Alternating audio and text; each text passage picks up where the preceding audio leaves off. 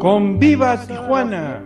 La familia es la fuente del amor, de los valores y de la fe. ¡Conviva Tijuana! Un programa que te ayudará a vivir las virtudes humanas, sociales y religiosas, al rescate de la familia. Conviva Tijuana, al rescate de los valores. Con los profesores Juan y Marta de la Fuente, directores del Colegio Juan Bosco de Tijuana. Muy buenos días. De veras que se escogió este día tan bonito para felicitar al padre de familia, a los que son papás. ¿Y quiénes son papás? Oye, pues muy sencillo, los que tienen hijos. Bueno, pero hay unos que de plano sus hijos son adoptivos. ¿Por qué? Pues por muchos motivos. Pero un motivo es porque es muy frecuente que en Tijuana y en muchas partes de la República actualmente el señor se casa con una señora y que esa señora ya tiene hijos, pues esos hijos se convierten verdaderamente en hijos del papá también, y entonces para ellos también mis felicitaciones. Es muy interesante que la familia, que en el hogar esté lo esencial, la mamá, el papá, los hijos. En donde no hay hijos, bueno, el papá y la mamá. Pero en un librito que leí hace tiempo, y que a ustedes ya lo conocen porque hoy hace muchos años, que se llama Construyendo la Familia, es un compendio de ideas a favor de la familia, muy prácticas. Se llama la colección El Cofre de la Sabiduría.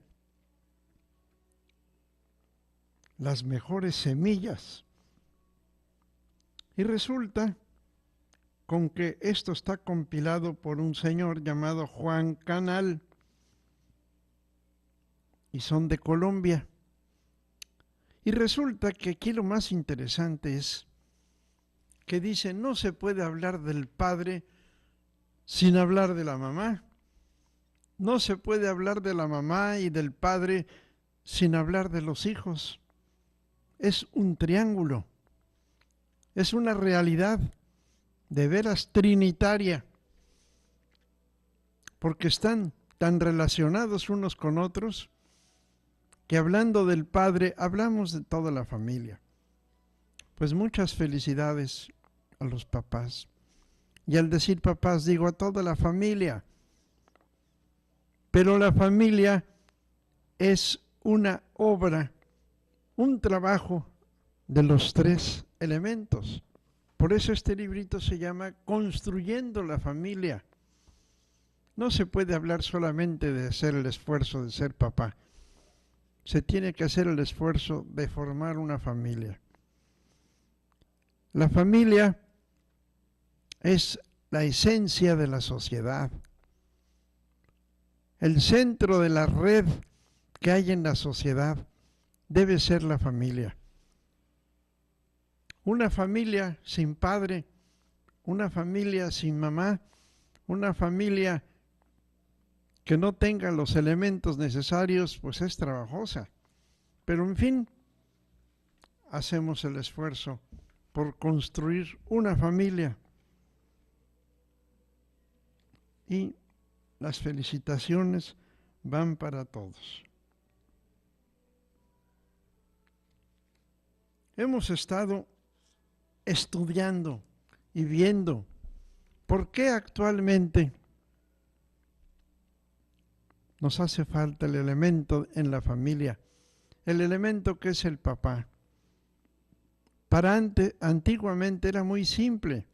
Se pensaba en la familia y se pensaba el papá, la mamá y los hijos. Hoy que es Día del Padre, yo quisiera decir muchas poesías, yo quisiera decir muchas alabanzas, muchos ejemplos de papás inclusive heroicos. Pero necesariamente tengo que tocar un punto que no me gusta mucho, pero hay que hacerlo. ¿Qué vamos a hacer para reconstruir a la familia que se está destruyendo? Se está destruyendo por tantas cosas que están pasando. No quiero ser una persona negativa, ni tampoco pasar un día amargado pensando en lo que debería de ser una cosa de felicidad, pero es la realidad. Miren, yo lo veo todos los días en el colegio, principalmente cuando hay un niño trabajoso, hay muchos trabajosos, y cuando yo le rasco tantito al origen de dónde viene este niño, con mucha frecuencia me encuentro que viene de una familia disfuncional, de una familia donde ese niño no sabe dónde está su papá, otro que ni lo conoció, otro que lo ve de vez en cuando, y que la mamá es la que está en la casa, pero otros donde la mamá tiene a sus hijos, pero los hijos son medios hermanos entre ellos. Y esos fenómenos se están dando pues, cada vez más frecuentemente. Me acuerdo que cuando yo era niño, y a veces no lo entendía, no me lo entiendan mal, pero cuando yo era niño, nos decía nuestro papá, acuérdate, hijo, que el hombre tiene que ser 3F en la frente, feo, fuerte y formal. Y nos quedábamos así pensando, feo, ah caray. En cambio ahorita, pues los papás quieren ser bonitos. Y allá nos insistían mucho, el hombre es feo, fuerte y formal. Y la mamá, la mujer, buena, tiene que tener 3B grande en la frente. Buena, bonita y barata. Y nos reíamos todos de eso de que de barata. No piensen mal. Barata quiere decir que sepa ahorrar, que no cueste mucho económicamente. Y efectivamente, las mamás de aquel tiempo tenían tiempo para hacernos la ropa, los pantalones, las camisas, las hacían las mamás, porque economizaban.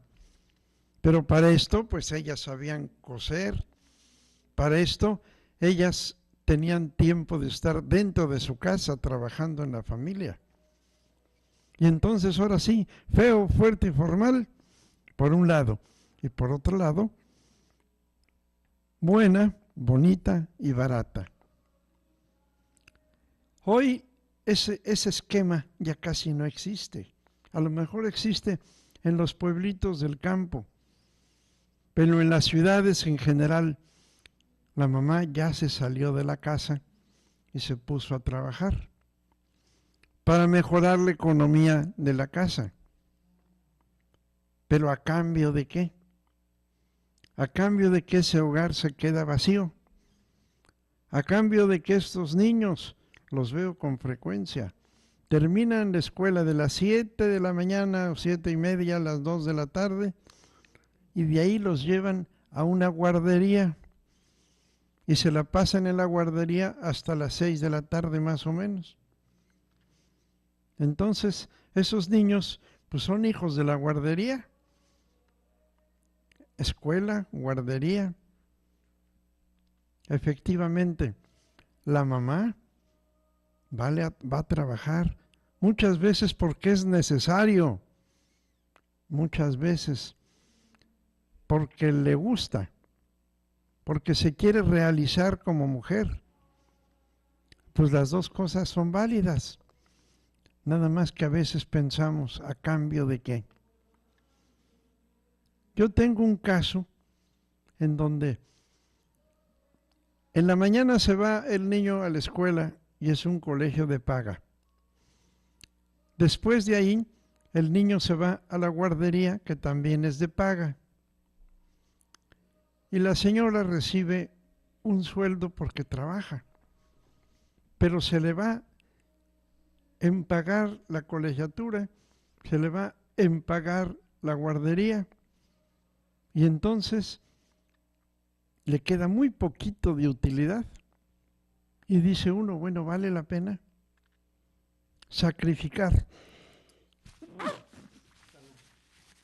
tantas cosas por mejorar mi economía?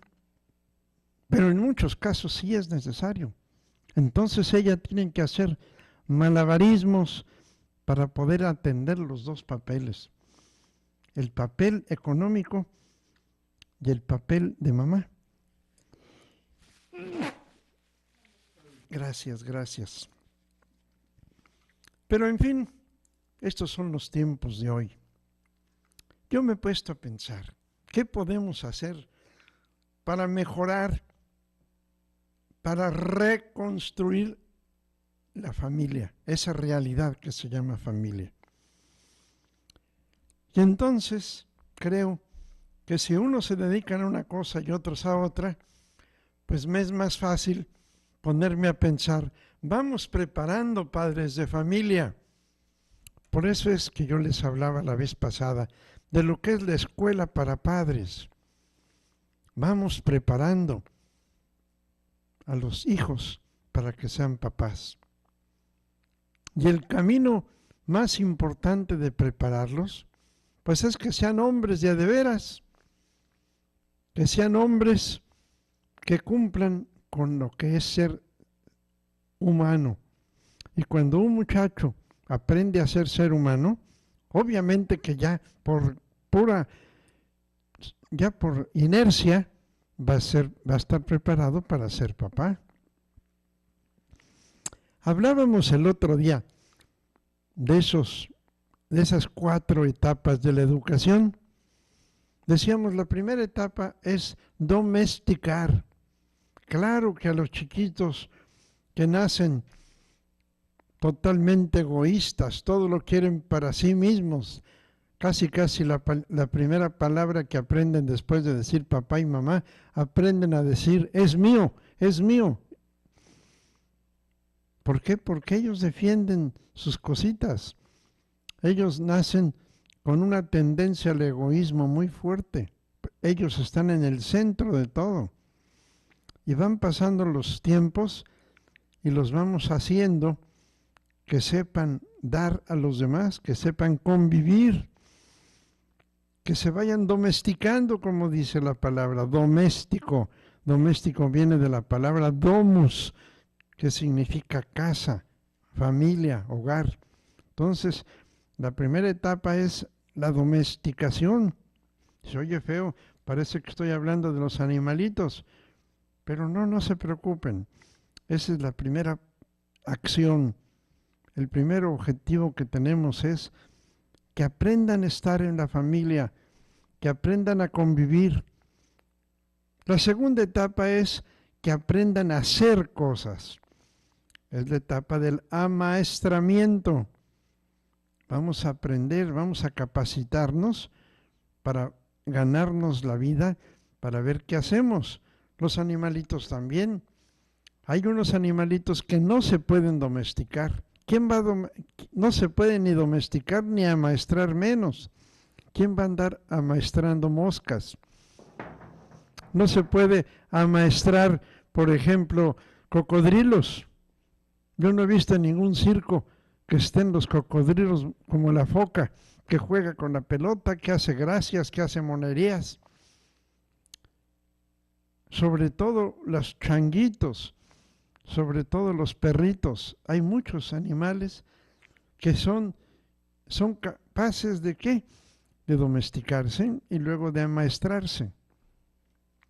Pero luego viene la tercera etapa, la etapa de la educación. Claro que en el camino se van haciendo un poquito de todo, pero especialmente llega la etapa de la educación. Eres un joven de preparatoria, eres un joven que estás terminando la secundaria, ahí ya aprendiste lo que es el amaestramiento, ahora viene la época de la educación.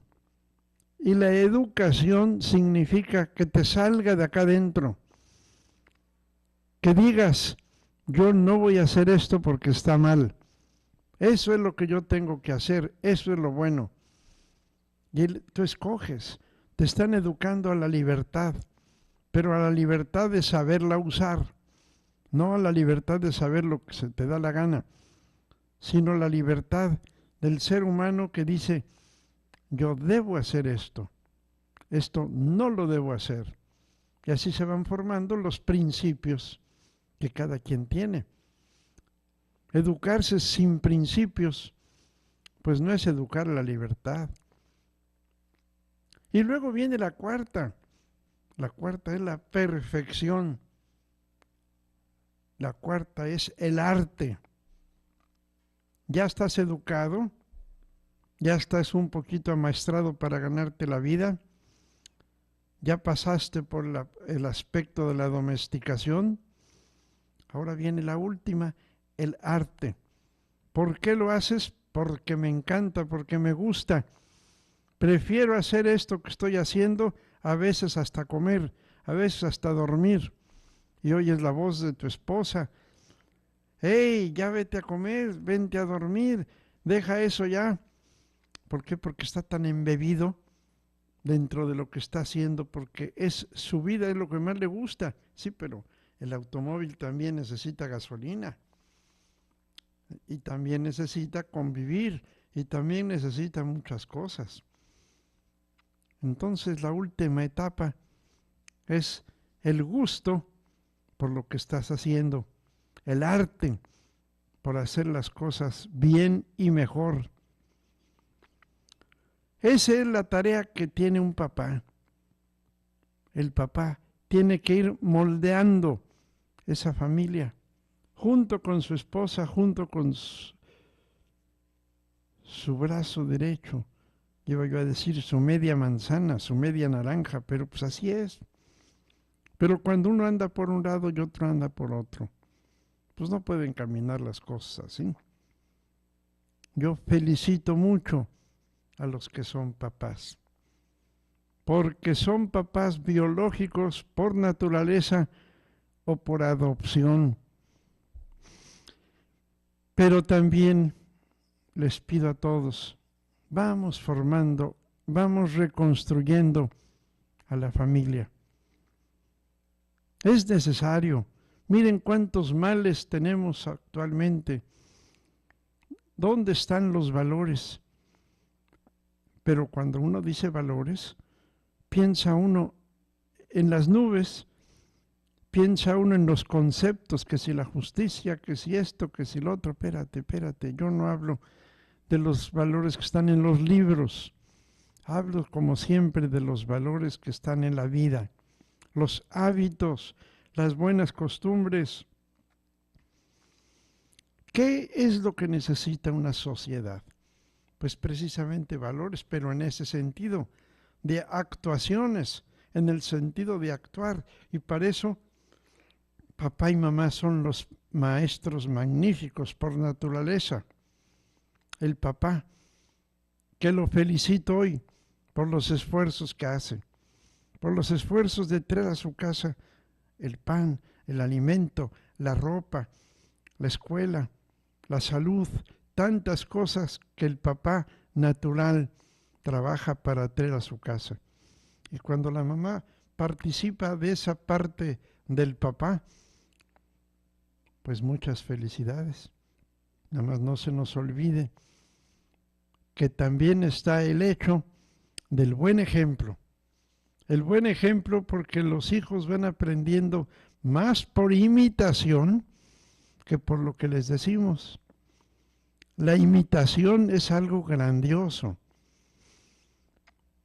El buen ejemplo es importante, porque se aprende más imitando que oyendo. Cuando uno aprende porque lo ve, porque lo vive, eso entra más fácilmente y entra de a poco, pero entra muy firme la imitación. ¿Cuántas cosas podemos hablar de lo que es la presencia del papá en el hogar. Y cuando el papá está ausente, no solamente físicamente, sino ausente realmente, existencialmente, pues pasan muchas cosas que no le hacen bien a la sociedad para nada. En fin,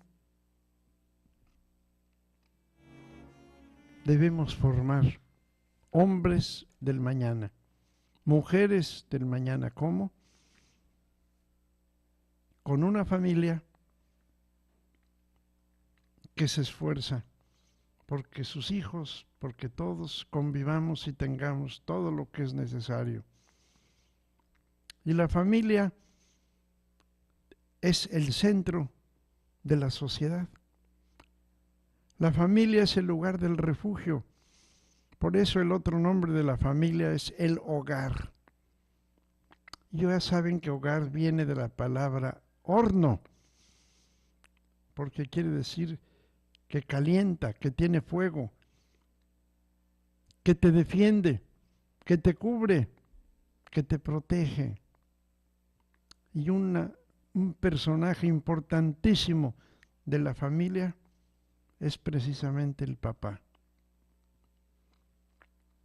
Acuérdense cuando Jesús era chiquito y que le decimos la Sagrada Familia, cómo José cumplía con sus trabajos de papá, porque él con su oficio dicen que era carpintero, otros dicen que era quién sabe qué, pero de todos modos era un artesano. Y cómo llevaba a la Virgen, a la mamá, en su burrito, acompañaba a su hijo prácticamente a la escuela de aquel tiempo. Y cuando tuvieron que huir de Belén a Egipto, allá va el papá, caminando. Y cuando tienen que estar en su hogar y en su casa, el papá trabajando, dando ejemplos.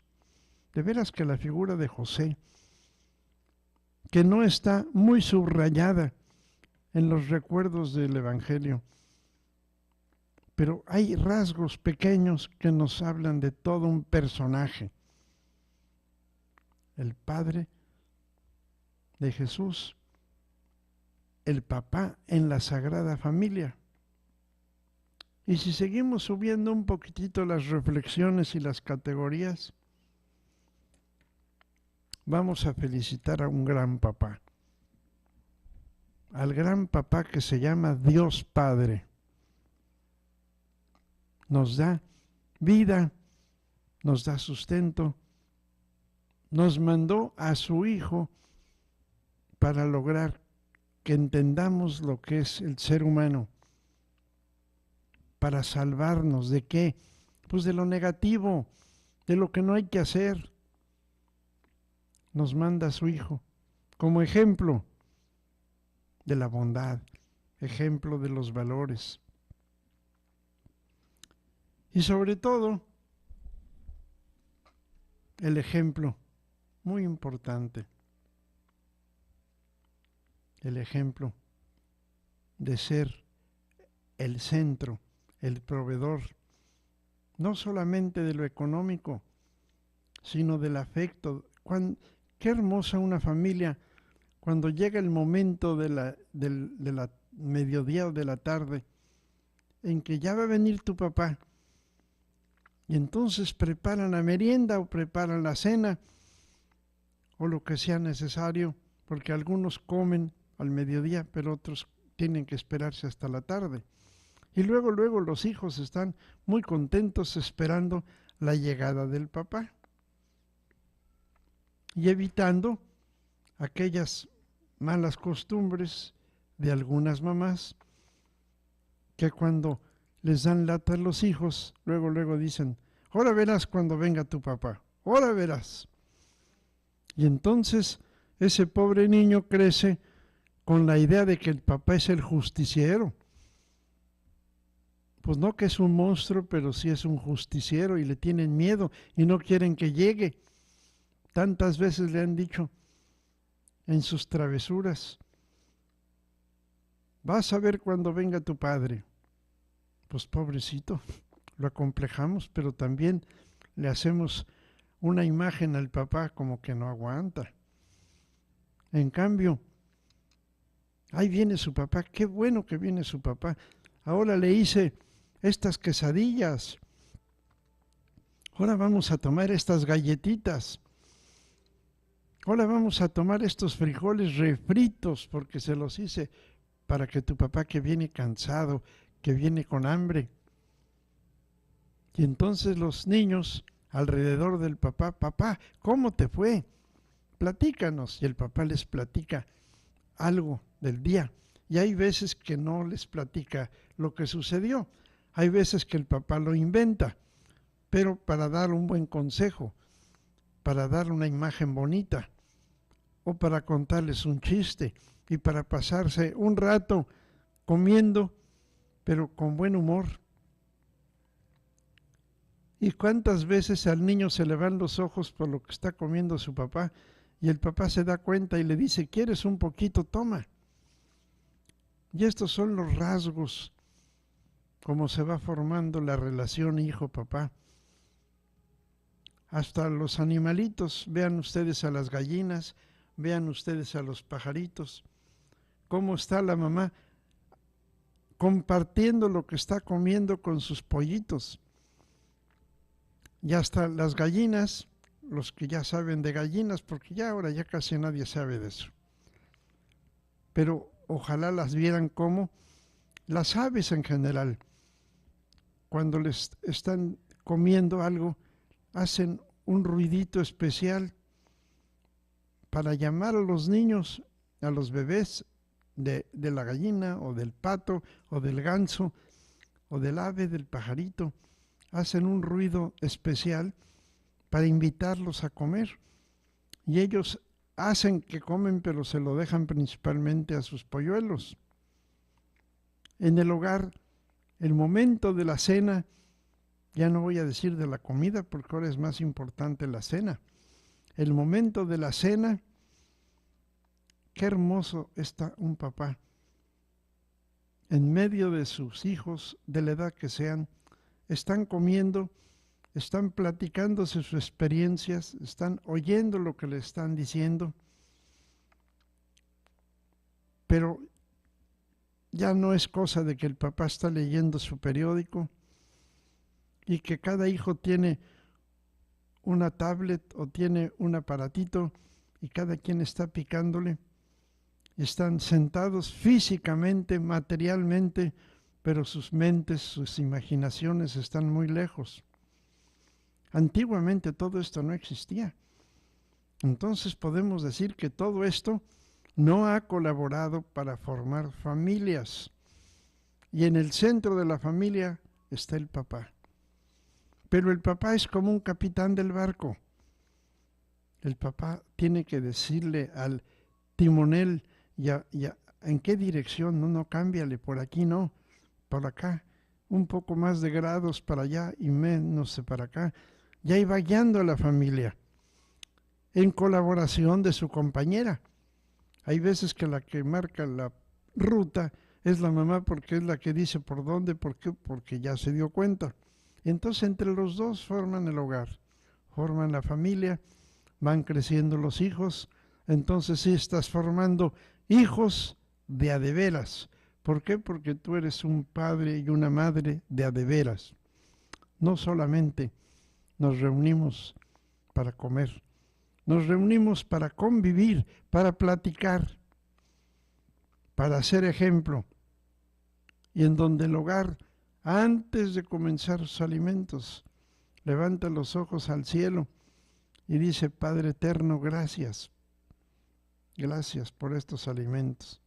Hay mucha gente que a lo mejor no los tiene. Y entonces convive una familia como Dios manda. Entonces estamos formando hijos de a de veras, hombres de a de veras, hombres como los que necesita nuestra sociedad.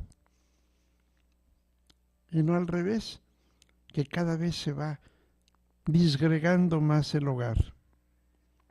Cuando no se puede esto, porque el papá trabaja, en alguna cosa, por ejemplo, si trabaja en un tráiler, si trabaja en un avión, pues a lo mejor tiene sus horarios. No, a lo mejor los tiene. Y entonces ya es imposible hacer este tipo de convivencias. Pero hay que buscar la hora. Y el papá tiene como trabajo pilotear ese argumento. Pilotear, ser el capitán de ese barco que va diciendo por dónde. Nuevamente felicitamos a los papás, pero reflexionemos cómo eran las cosas antes y veamos que sin tanta escuela y sin tanta lectura y sin tanta cosa, se vivían las actitudes positivas, los buenos hábitos que se llaman valores. Fíjense cómo sucedían las cosas y esperemos que dé un viraje el barco y se dé cuenta por dónde debemos ir, hasta donde podamos, porque la sociedad de hoy gira tanto en la economía que muchas veces es difícil o es imposible imitar los caminos que se usaban antes. Pero hay que buscar otros, con tal de encontrar el punto de reunión, la hora de reunión, en donde acudamos para formar un verdadero hogar. Vamos a escuchar unas reflexiones, unos pensamientos que nos los hizo el gran general Douglas MacArthur, con ocasión precisamente del ser padre. ¿Los podemos leer? Órale, hijo, adelante. Dice, la oración del Padre. Dame, Señor, un hijo que sea lo bastante fuerte para conocer cuando es débil, bastante valiente para arrastrarse a sí mismo al sentir miedo, que sea orgulloso e inflexible en la derrota, honorable, humilde y benigno en la victoria. Dame un hijo cuyos deseos no ocupen el lugar de sus obras, un hijo que te conozca a ti y que sepa conocerse a sí mismo. Esto es la piedra angular del conocimiento. Condúcelo, te ruego, no por el camino del ocio y la comodidad, sino bajo el acicate y el peso de las dificultades y la oposición. Enséñalo a mantenerse firme en la tempestad y a tener compasión por los que fracasan. Dame un hijo cuyo corazón sea diáfano, cuyas miras sean altas, un hijo que sepa gobernarse a sí mismo antes de pretender gobernar a otros, que sepa avanzar hacia el futuro sin olvidar nunca el pasado. Y cuando le hayas dado todo esto, añade, te lo ruego, bastante sentido del humor para que pueda ser siempre serio, sin tomarse nunca demasiado seriamente. Dale humildad para que recuerde siempre la sencillez de la verdadera sabiduría y la mansedumbre de la verdadera fuerza. Entonces yo, su padre, me atreveré a murmurar, no he vivido en vano. Douglas MacArthur. ¿Sí te acuerdas quién fue Douglas MacArthur? Fue un general de la Segunda Guerra Mundial. ¿Verdad que sí? Él era el jefe de todo lo que era el Pacífico. Y era un gran hombre, un gran pensador. Y cuando uno escucha estos sentimientos, estas frases, ¿te parece alguna de las que acabas de leer que sea así como que muy importante? Pues sí. ¿Alguna te impresionó más que otra? Pues sí, como la parte donde dice que siempre tenga la mira en alto, que sea una persona que busque grandes metas y no conformista. Y también donde dice que sea una persona que sea compasiva en la derrota con otras personas. Ahora, buscar grandes metas no solamente se refiere a buenos trabajos, buenas chambas para que le paguen bien, sino grandes metas como ser humano, grandes metas como servidor de los demás, grandes metas como un hombre perdonador. En fin, creo yo que está magnífica la reflexión. También tenemos una parte que es la historia un poco del Día del Padre. A ver. Dice, el tercer domingo de junio se celebra el Día del Padre en México. Sin embargo, esta celebración también se lleva a cabo en otras regiones del mundo. En México, el Día del Padre lo celebran 1 de cada 2 mexicanos, muy alejado del 78% de mexicanos que celebran el Día de la Madre, sobre todo si se toma en cuenta que el 74% de los hogares tienen a un hombre como responsable en el hogar, según datos recabados por el INEGI. El Día del Padre o Día de los Padres es un día conmemorativo en el cual celebra la influencia e importancia del padre dentro del seno familiar y en especial para sus hijos. Esta celebración nació en los Estados Unidos en la gratitud de una hija, Sonora Smart Dog, hacia su padre, un veterano de la guerra estadounidense llamado Henry Jackson. La esposa de Henry falleció al dar a luz a su 6º hijo, y él cuidó y educó a sus hijos sin ayuda y con todo el cariño del mundo en una granja del estado de Washington. Fue en el año de 1909 cuando la señora Dodd hizo esta propuesta sin obtener buenas noticias, y hasta el 19 de junio de 1910 en Washington fue cuando se celebró por primera vez el Día del Padre. Oficialmente se celebra en los Estados Unidos desde 1924, cuando el presidente Calvin Coolidge lo declaró celebración nacional en 1966. El presidente Lyndon Johnson firmó una proclamación que declaraba el tercer domingo de junio como fecha para la celebración del Día del Padre. La celebración se extendió en Europa, América Latina, Asia y África, como una manera de homenajear a los padres y reconocer su papel en la crianza y educación de los hijos.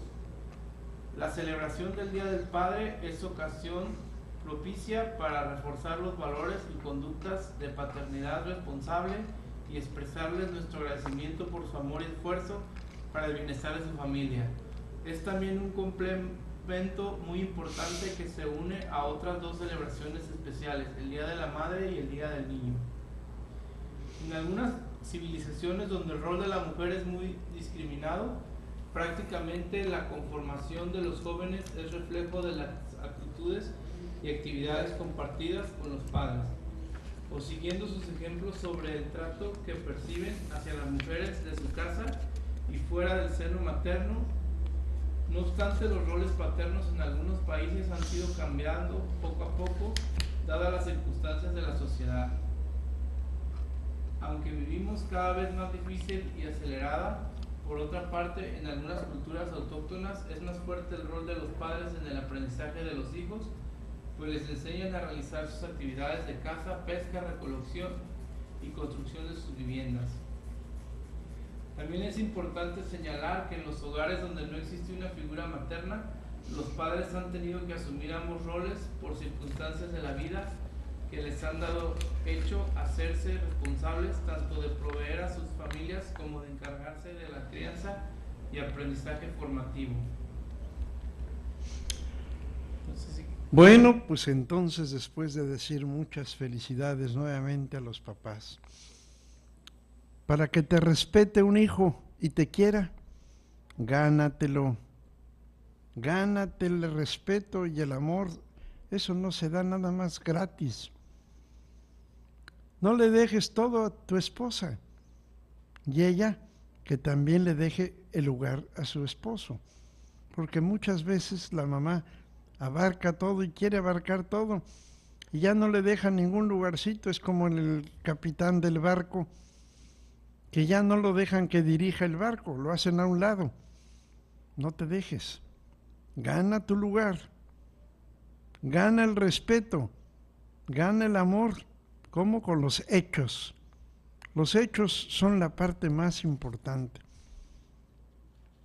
Hay veces que dice uno en la escuela, haz la tarea, pon aquí la firma de tu papá, de tu mamá, y resulta con que el papá él no se mete para nada. Le deja la educación de los hijos totalmente a la mamá.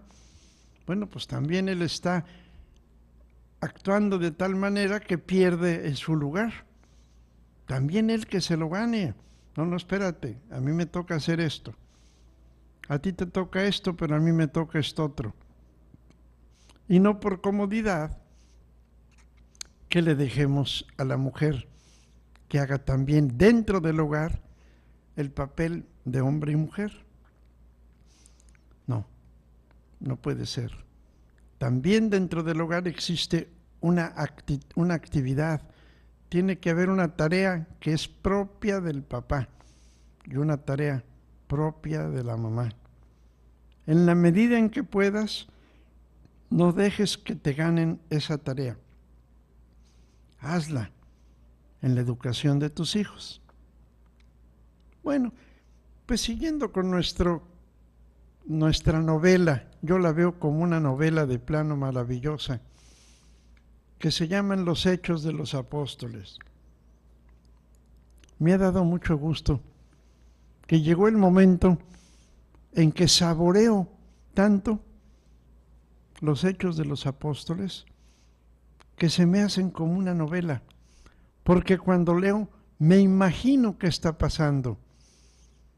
Me pongo en el lugar de aquellas gentes en la época, me imagino cómo estamos vestidos, qué comemos, me imagino cómo son las cosas. Y cuando veo, por ejemplo, que dicen que Pablo y Bernabé salieron de Jerusalén y se fueron a Chipre y se fueron a Antioquía y se fueron a todos esos lugares. Y cuando veo que a un lugar son 30 o 40 kilómetros, pero a otro lugar son 150 o 200, y que hay lugares como Antioquía que se van más lejos, y que cuando Pablo se fue a Damasco, no había más remedio que ir a pie o tener su caballo. Y eran cosas de días caminando por esos campos, por esos desiertos. Y cuando veo y pienso en mi imaginación cómo fue aquello, y que llegaban a un lugar cansados, y sin embargo lo primero que hacían era cumplir su misión, buscar la hora en que más judíos iban a la sinagoga para levantarse y hablar de su misión, hablar de Jesús, hablar de su mensaje, hablar de que era un personaje en la historia de la salvación, un personaje que lo mandó Dios Padre y que era su Hijo y que se anunció a través de los milagros y que les dio de comer a mucha gente y que hacía muchos milagros. Lo imitaron tanto que Pedro, saliendo junto con Juan, saliendo de la sinagoga donde estuvieron predicando, y al final les predicaba Pedro, y a ese buen hombre, a ese profeta, a ese Hijo de Dios, a ese Mesías, ustedes lo crucificaron, el pueblo. Entonces la gente se arrepentía, cambiaba su mentalidad y decía: Señor, perdón, vamos a vivir de tal manera como Él nos vino a enseñar. Y terminaba siempre diciendo: la mejor muestra de todo es que no se quedó en la tumba, es que resucitó. Y así terminaban siempre sus discursos. Y hay veces que a la salida ya lo estaban esperando el sumo sacerdote o el concilio de los jefes o lo que sea, para prohibirle que esté hablando en nombre de Jesús. Y entonces Pedro, con mucho valor, y los apóstoles le decían: señores, no están viendo los milagros, no están viendo lo que nosotros podemos hacer. Para esto acuérdense de que una vez, al principio, salió Pedro con algunos de los discípulos y fieles de la sinagoga donde había predicado de maravilla, y que se encontró un hombre cojo desde hacía muchos años que estaba pidiendo limosna, y que le dijo: no tengo oro ni plata, pero lo que tengo te lo doy en nombre de Jesús de Nazaret. Y lo alivió, lo curó de su malestar. Y ese muchacho brincó y saltó de gusto, y todos lo vieron, y ya llevaba años ahí. Y sin embargo, los corazones de los jefes quedaban más endurecidos. Y Pedro, Juan, muchas veces algún apóstol junto con él, y luego que terminaban eso, se esperaban a que se fuera el pueblo, los agarraban prisioneros y los metían a la cárcel. Y en este caso, a Pedro le tocó estar en la cárcel, y un ángel en la noche lo sacó de la cárcel. Pero estaban reunidos los príncipes y los jefes, y entonces dijeron: ¿qué vamos a hacer con estos? Está creciendo aquí un grupo que de veras quiere acabar con nuestras tradiciones, quiere acabar con nuestras creencias. Hombre, lo mejor es que los matemos, los encarcelemos. Y hubo un hombre sabio, bueno, que se llamó Gamaliel, y entonces les dijo: espérense, señores, tomó la palabra. Hace varios años estuvo fulano de tal, líder del pueblo, pero luego se murió y desapareció el movimiento. Y luego estuvo otra vez fulano de tal, y una vez que ese señor se murió el movimiento. Aquí Jesús ya murió. Y si esto es de Dios, no va a morir. Si esto no es de Dios, se va a morir el movimiento como se murieron muchos otros. Déjenlos, el tiempo va a hablar. Además, lo que estás haciendo ellos no es nada feo, nada malo. Oye, han curado enfermos, han hecho que la gente se convierta. ¿Qué más quieren? Entonces él fue el que con su discurso por lo menos hizo que los jefes no los mandaran matar. De todos modos los mandaron azotar, ya los dejaron así, como si dijéramos les dieron una calentadita, como se dice vulgarmente. Les dieron su calentadita y los dejaron libres. En este caso, los discípulos, los apóstoles, salían más entusiastas porque sabían que habían hecho algo por el maestro. Fíjate, hemos sufrido unos azotes, una cárcel, y más se animaban a trabajar. En fin, esos son los capítulos principales que nos tocan ahora. Acuérdense cómo Pedro era incansable. Por otro lado, hubo momentos como el de Ananías y Zafira que quisieron engañar. Hubo momentos como aquel mago, Simón el mago, que se les acercó y les dijo: oigan, por una corta feria, denme chance de que yo también haga milagros. Díganme cómo le hacen ustedes para hacer. Él seguía pensando que ellos eran magos en el sentido de que hacían magias, de que hacían cosas para atraer a la gente, pero que atrás de eso no era más que una mentira, porque él así lo hacía. Y entonces él les dijo, ¿cuánto quieren para que yo también pueda hacer lo mismo? Y Pedro lo puso, pero como el perico, y le dijo, llévate tu cochinada de dinero, nosotros no lo hacemos por oro, no lo hacemos por plata, lo hacemos porque estamos convencidos. Y por eso también existen los milagros.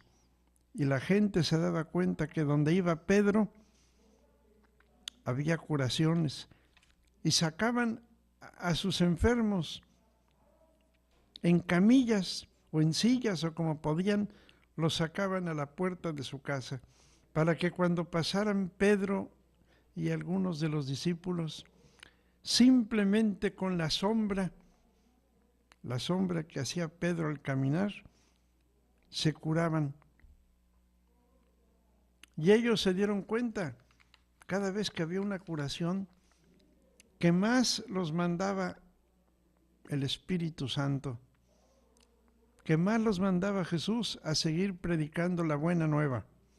Y se sentían que ahí estaba la presencia de Dios, porque cuando hacían un milagro, no se llenaban de vanagloria, no se llenaban de orgullo, ni tampoco se podían a cobrar centavos por esa idea, por ese trabajo de hacer milagros. Sentían cómo la mano de Dios, el fuego del Espíritu Santo los impulsaba a hacer todo eso.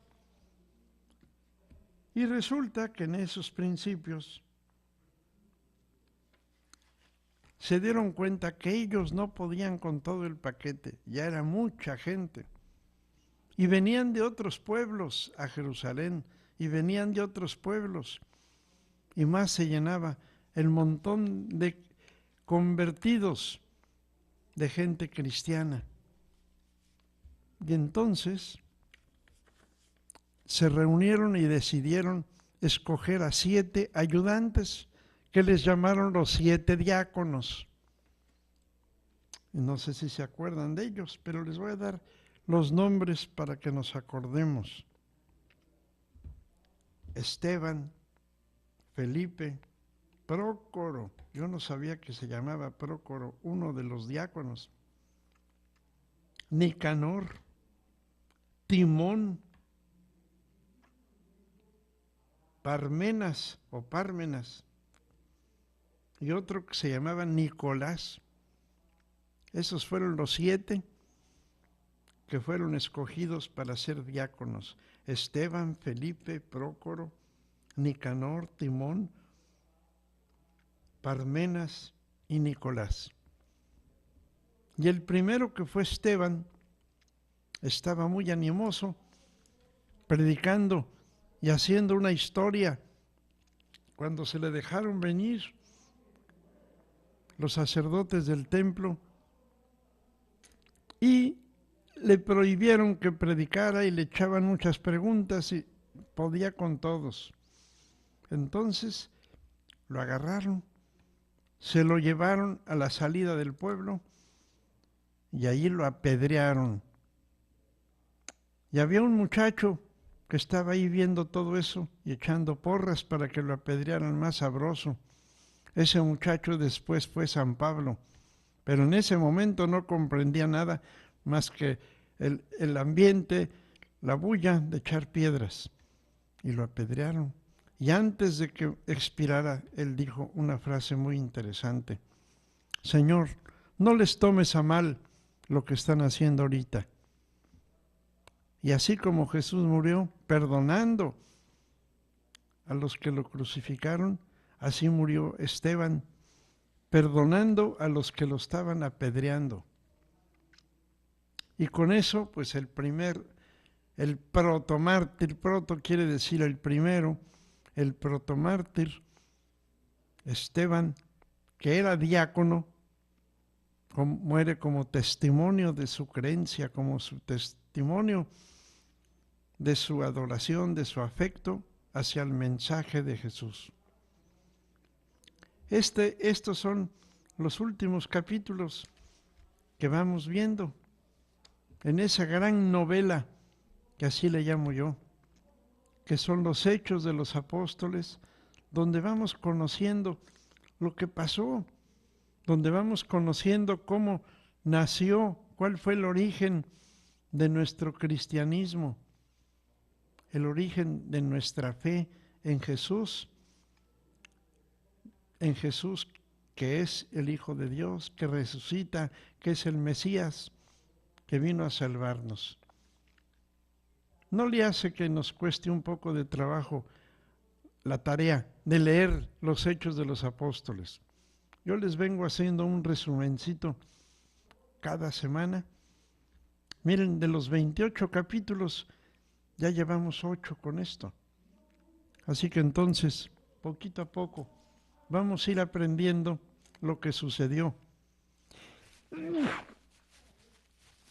en los primeros épocas del cristianismo.